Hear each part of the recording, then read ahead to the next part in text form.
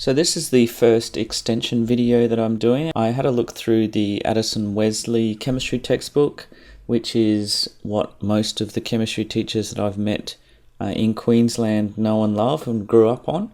And it does have entropy in here. So just because the new ATAR system has some weaknesses and holes in it, doesn't mean that I can get away with not teaching it. I really think this is essential learning. And it probably needs to be added to the syllabus. Why is it so important? This particular one, Gibbs Free Energy, it is such an essential concept. It's probably the most important thing in chemistry. It actually tells you whether reactions will occur or not, which is quite essential. So what we really need to do is not decrease the number of concepts, but increase the number of concepts and decrease the amount of meaningless information. So there is a number of meaningless things in there, such as in this solubility thing, knowing what colors the different ions are. That really should be in a data booklet. It shouldn't be something that you should learn, and we really should be adding more concepts, because there are some concepts that are completely essential that are missing, and this is one of them.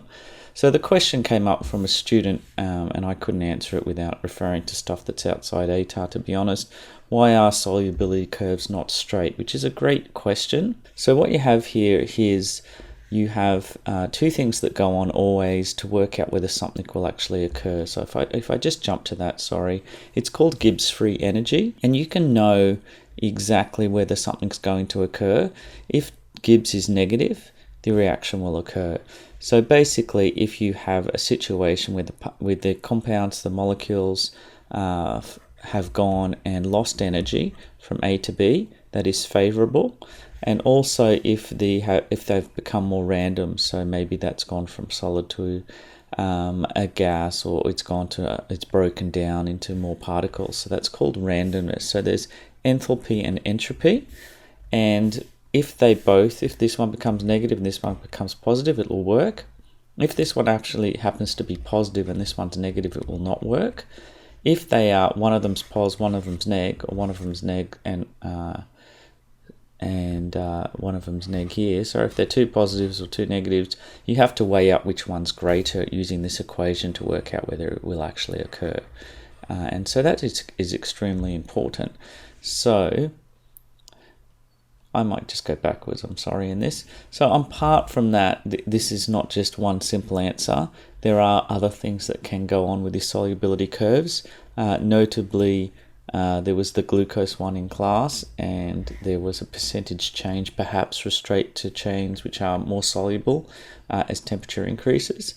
And then there's some super weird ones, and if you have a careful look at them, when chemicals form crystals, they often have a set number of waters attached to them, and heat can remove those. That's how we dry our copper sulfate to go from blue, which has 5 waters, to white. We just put it in an oven, heat it up a little bit, the waters come off, and it goes white.